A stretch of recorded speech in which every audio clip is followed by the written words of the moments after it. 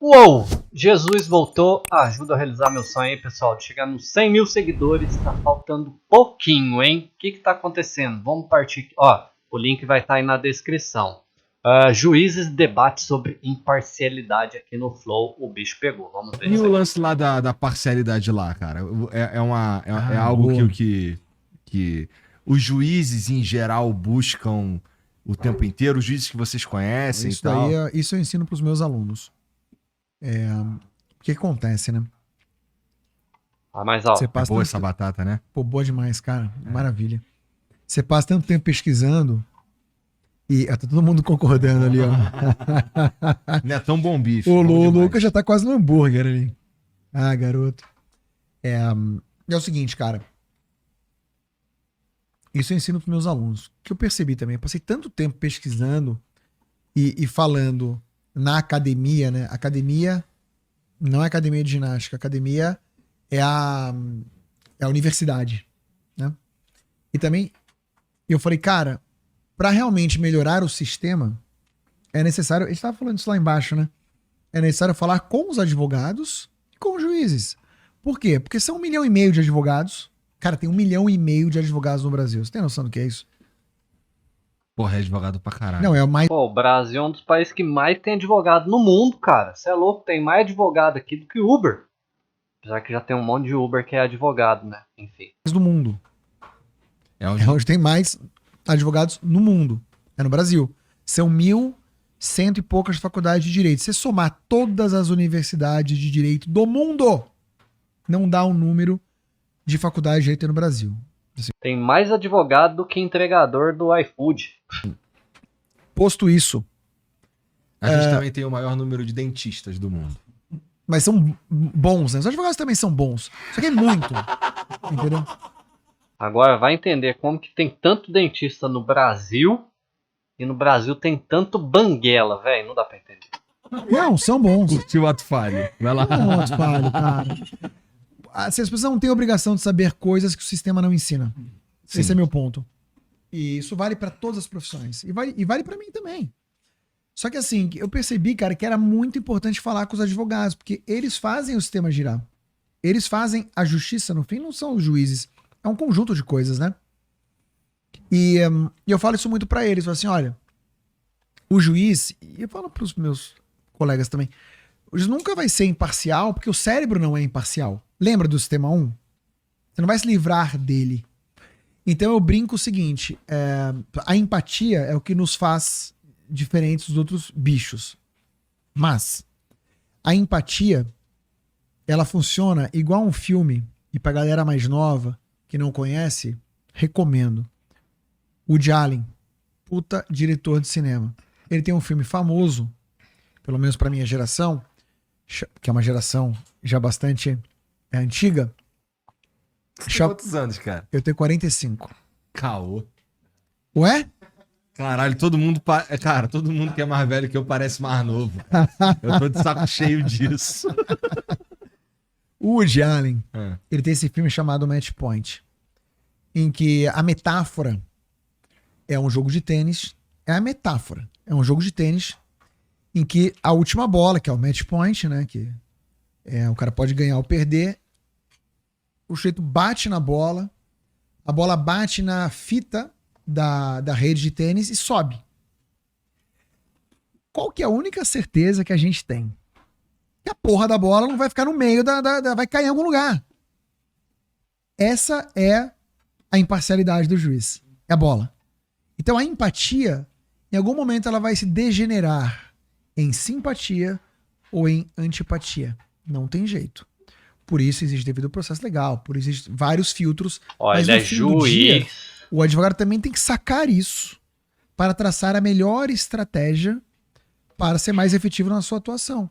Ele é juiz, tá falando de empatia e imparcialidade. Difícil, hein, cara? Complicado, hein?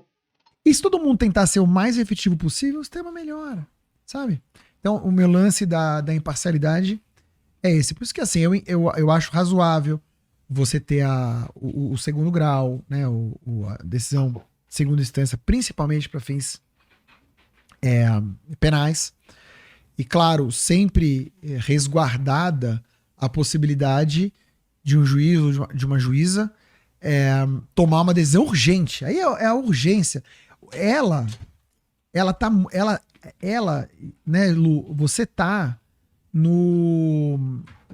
na UTI do Poder Judiciário, assim. Ali é tudo muito quente. Ali é tudo muito urgente. Na hora. Na hora. Entende? Ali, se ela não toma uma decisão, Pode morrer, uma pessoa morre. Ela tava me falando. Você nunca perdeu uma menina, né? Eu nunca perdi. Então, queria comentar um pouquinho sobre esse negócio da imparcialidade, porque chegam lá no juizado e acham que eu vou dar sempre razão pra mulher. Não é bem assim, tá? Existe a medida protetiva, que é Gente, desculpa esse comentário, mas ela tem uma cara de vilã, não tem? Me perdoa falar isso, mas se ela fosse uma atriz, com certeza ela seria aquelas mais vilã de todas do filme, hein, mano? Meu Deus. É só um adentro aqui, pessoal, não é preconceito não, hein? Mas olha esse olhar. Meu Deus, que medo. Tomara de eu nunca depender dela para ser julgado, senhor. um processo separado do processo principal, que vai apurar o crime que o sujeito, em tese, cometeu. Na medida protetiva, o que você tem? Você tem o depoimento da mulher. Você vai utilizar o depoimento da mulher como parâmetro para você ver se você tem que aplicar uma protetiva e qual protetiva você vai aplicar. Se ela requereu a aplicação de uma medida protetiva, qual ela requereu, se a que ela requereu é adequada. Existe um negócio chamado formulário de risco do CNJ. São várias questões que a mulher preenche. Se ele já agrediu anteriormente, se ele agrediu animais, se ele tem arma, se ele já usou a arma para ameaçar ela, se ele tem problema psiquiátrico, se ela tem problemas psiquiátricos. Então, eu vou utilizar aquilo que eu tenho ali, que é bem perfunctório, que é bem superficial, saca? Para ver se eu dou ou não a protetiva. Perfunctório é um sinônimo de superficial? Você, mais ou menos. Ela te xingou e você nem tá sabendo. Meu irmão, eu vou usar isso aí direto agora. Olha só, eu me policio para tentar não usar os termos mais difíceis, mas às vezes eu uso e tento consertar para que geral me entenda. Então, aí eu vou usar aquele depoimento da mulher. Superficial é o que eu tenho ali na hora. Beleza. Então, na dúvida, você dá a medida protetiva. Agora, você fez a instrução, você colheu a prova, você ouviu as testemunhas. Na dúvida, você vai condenar o cara? Jamais. Na dúvida, você vai absolver o cara. Por quê? Porque o juiz que está ali, e não obstante seja um juízo protetivo da mulher em situação de violência, o juiz é juiz de ambas as partes. Eu não posso partir do princípio que a mulher tá ali inventando para ferrar a vida do cara. Eu não posso partir desse princípio. Existem casos assim? Sim, existem. E eu tenho o olho clínico para detectar isso. Eu tô ali para isso, para condenar quem tem que ser condenado e absolver quem tem que ser absolvido. Poxa, mas é pelo seu olho clínico? Caramba, quanta imparcialidade, meu Deus. Então, na hora da sentença condenatória, é a imparcialidade. Ou seja, tem prova efetiva, segura que o cara cometeu o crime de lesão corporal, de ameaça, seja lá do que for. Se tem, ele vai ser condenado. Né? Agora, se não tem, eu não tenho nenhum problema de colocar ele, deixar ele absolvido, porque, afinal de contas, eu não tenho prova contra ele. E é comum um lance desses caras serem absolvidos? É algo corriqueiro ou é mais raro? Não, às vezes, por exemplo, as lesões são mútuas. Às vezes os caras se agrediram. Ela agrediu ele e ele agrediu ela também. Entendi. Como é que eu vou saber quem foi que começou e quem foi que agiu em legítima defesa? Certo? Por exemplo, se ela tem um laudo que tá machucado e o cara apresenta o mesmo laudo, que ele também tem lesões contemporâneas, com nexo de causalidade ali do evento, cara, como é que eu vou saber? A não ser que tenha testemunha.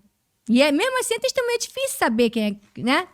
Então, nesses casos, a maioria das vezes acontece a absolvição. E existem os casos em que tudo não passa de uma criação, muitas vezes, da mulher para prejudicar o sujeito. E isso acontece não são a maioria dos casos, eu não parto desses pressupostos.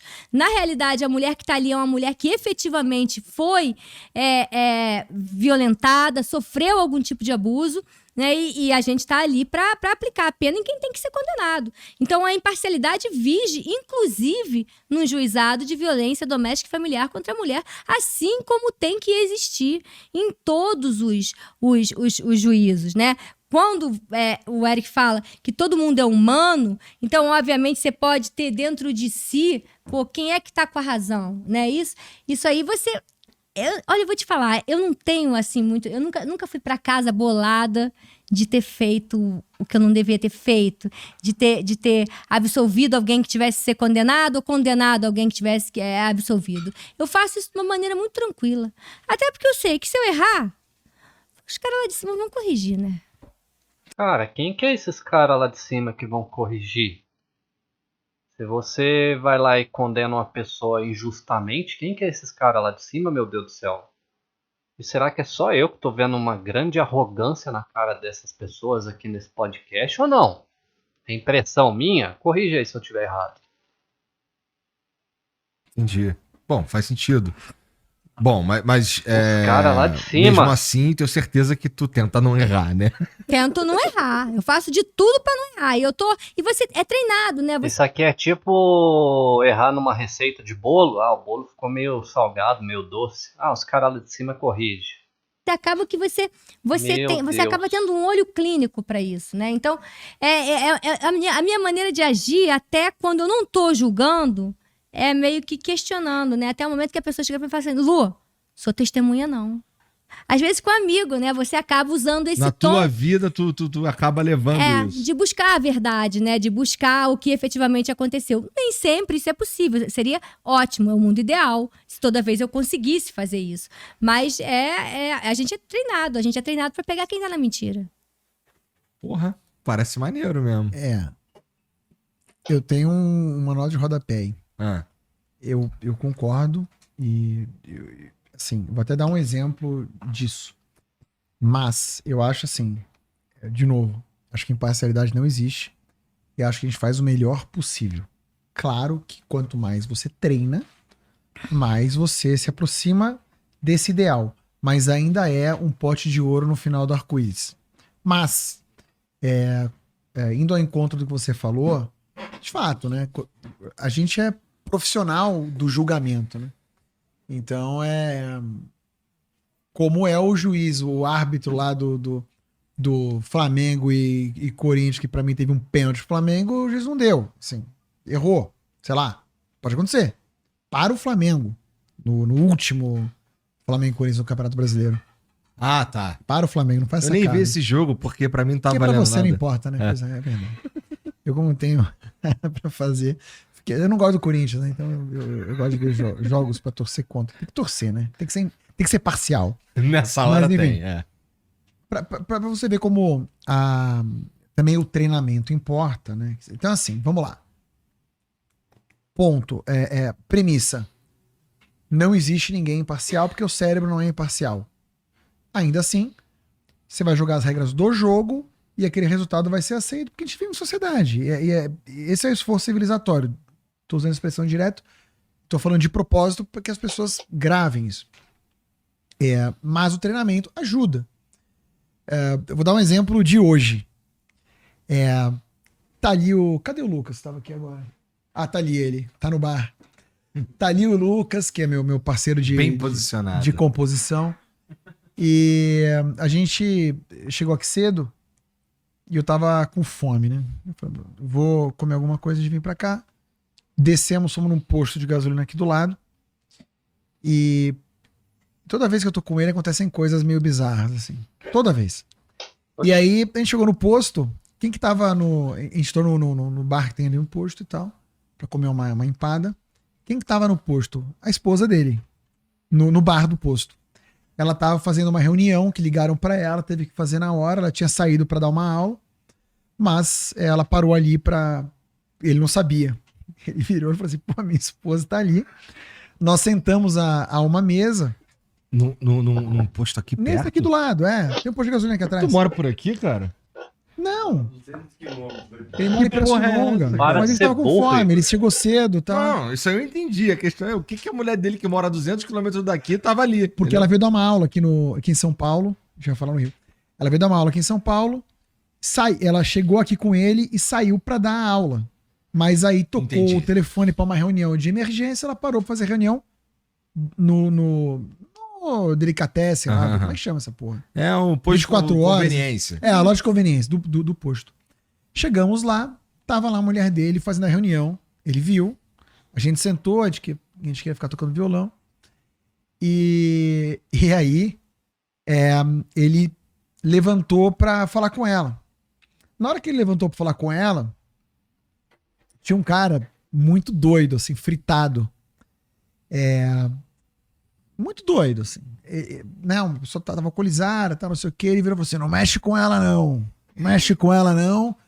Que, pô, tu mexer com ela, eu vou te meter a porrada. Aí ele virou e falou assim: é a minha esposa. Ele não mexe com ela, não. Não mexe com a esposa dos outros. Aí eu virei pro Lucas assim: Lucas, deixa quieto, não sei o que e tal. Aí sentou, né? Eu comi minha empada, tava com fome, aquela coisa, uma coca. E aí o cara ficou ali falando, aquela coisa, né? Uma questão da mente, né? Entendo os problemas da mente porque eu tenho alguns. E aí o cara ficou lá e não sei o que, não mexe, não sei o que, porque eu sou índio, vou te dar uma porrada, não sei o que, e babá e tal. E aí a gente levou super na boa e tal, mas a gente queria tocar violão, a gente queria ficar ali à vontade. E aí o cara saía e voltava. Saía e voltava assim 400 mil vezes. E aí eu virei pro Lucas e falei o seguinte: Lucas, sabe por que ele tá voltando o tempo todo? Porque quando ele sai e vira pra cá pra olhar pra gente, você tá olhando no olho dele. Para de olhar no olho do cara, que o cara vai parar de vir aqui. Não deu outra. Ele parou de olhar no olho do cara e o cara parou de voltar, de ficar ali, né, falando com a gente. Não entendi essa história ainda, vai, finaliza. Moral da história. Cara, eu sei isso porque eu estudei em algum lugar? Não. Eu sei isso porque todos os fucking dias da minha vida eu lido com gente e pergunto coisas para as pessoas e você começa a perceber quando a pessoa tá mentindo, quando tá falando a verdade. Mas, ainda assim, todo mundo é parcial. Ponto. Caralho, profunda.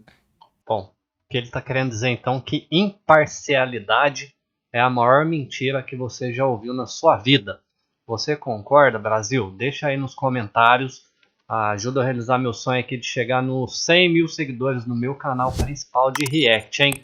Deixa o likezinho nesse vídeo e até a próxima. Fui!